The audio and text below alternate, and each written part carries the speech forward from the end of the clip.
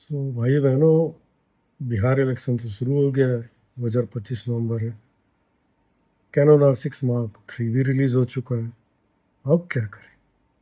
अरे यार, next year 2026 में क्लास 10 का एग्जाम है। हमारी भी कोई रिस्पॉन्सिबिलिटी है एज ए पेरेंट्स। आइए बात करते हैं।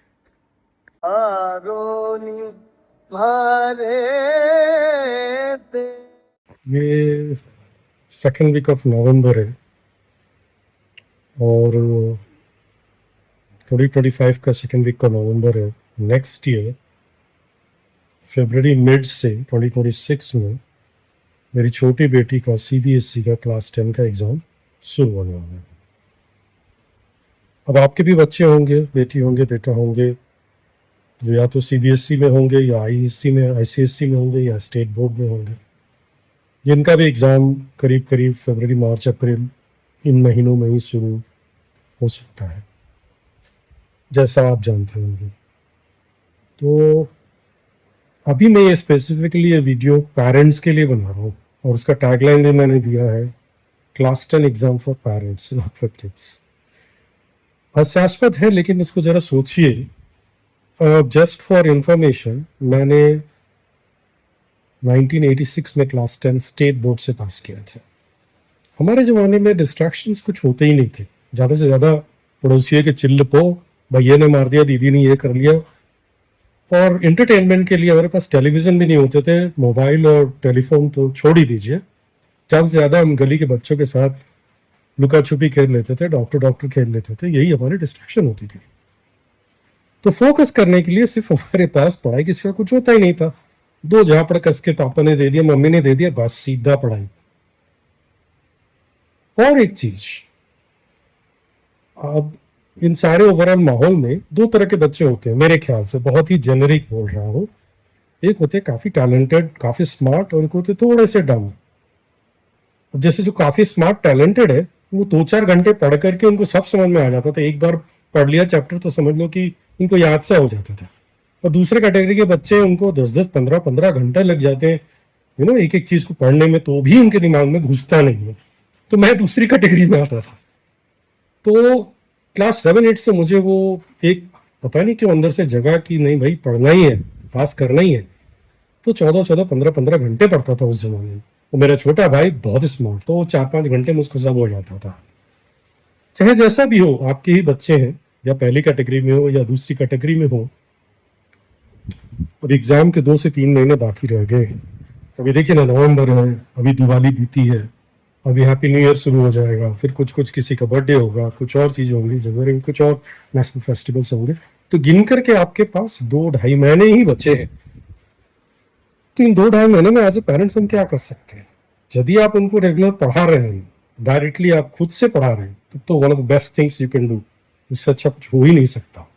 मगर यदि आपके पास टाइम नहीं है या कोई और रीजन है, आप उनको पढ़ा नहीं पा रहे हैं, तो भी आप बहुत कुछ कर सकते हैं। जैसे कि मैं क्या कर रहा हूँ, मैं इन दोनों के बीच में आता, थोड़ा पढ़ा भी लेता हूँ और कभी तक टाइम नहीं भी मिलता है। एटलीस्ट मुझे लगता है उनको एक प्लान दे सकते हैं। इस उम्र में हमें तो प्लान बनाना तो आ ही गया होगा, और कुछ आए चना है, प्लान तो हम बना ही सकते हैं। उनके साथ बैठ करके उनसे पूछ के, बेटा कौन सा सब्जेक्ट टफ लग रहा है, कौन सा आसान लग रहा है, बस एक प्लान बना सकते हैं। दूसरी चीज, जहां हम रहते हैं घर का इन्वायरमेंट एक कंड्यूसिव, एक कंफर्टेबल इन्वायरमेंट बना सकते हैं। बच्चे को सपोर्ट दे सकते हैं, जब वो पढ़ रहे हैं तो हम साथ में बैठ जाए कम से कम, और बाकी उसको अच्छी नींद आए, उसको शांति मिले, उसको इंकरेज करे। और क्या कर सकते हैं? हाँ, उनसे बीच बीच में पूछते भी रहे, बेटा ये ठीक लग रहा ना, तुम्हें पढ़ने में अच्छा लग रहा ना, बोर तो नहीं हो रही बेटी, कुछ चाय दे दूं, दूध दे दूं, खाना ऐसे कर दूं या वैसे कर दूं। इससे एक चीज की गारंटी मैं दे सकता हूँ, हाँ, मार्क्स अच्छे मिलेंगे ना मिलेंगे उसकी गारंटी तो मैं नहीं दे सकता, शायद कोई भी नहीं दे सकता, मगर आपके अपने बच्चे के साथ बॉन्डिंग बहुत स्ट्रांग हो जाएगी। बच्चे आप पर इतना भरोसा करने लगेंगे, मेरे ख्याल से वो सबसे बड़ी जीत होगी।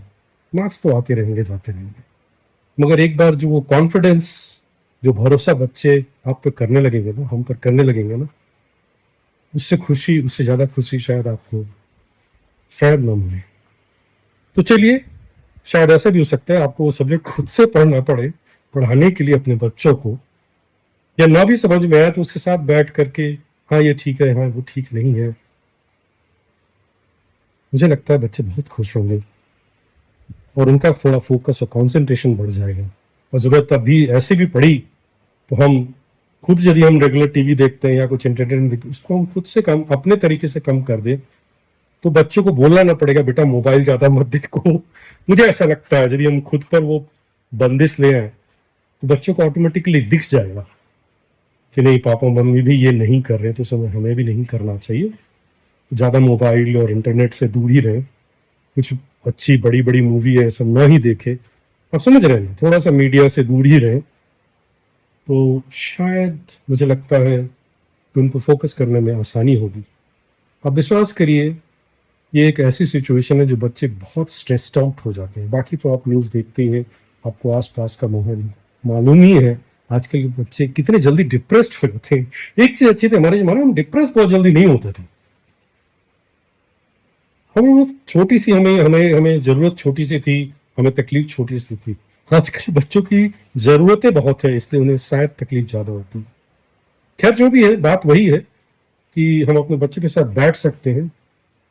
जब वो पढ़ रहे थे, यदि हम पढ़ा नहीं पा रहे हैं किसी कारण बस, तो हम उनके साथ रेगुलर बैठ सकते हैं, उनका एक प्लान ड्राफ्ट कर सकते हैं, बच्चा ऐसे पढ़ना है वैसे पढ़ना है, तो शायद उन्हें थोड़ी सी आसानी हो जाएगी ये स्ट्रेसफुल टाइम में।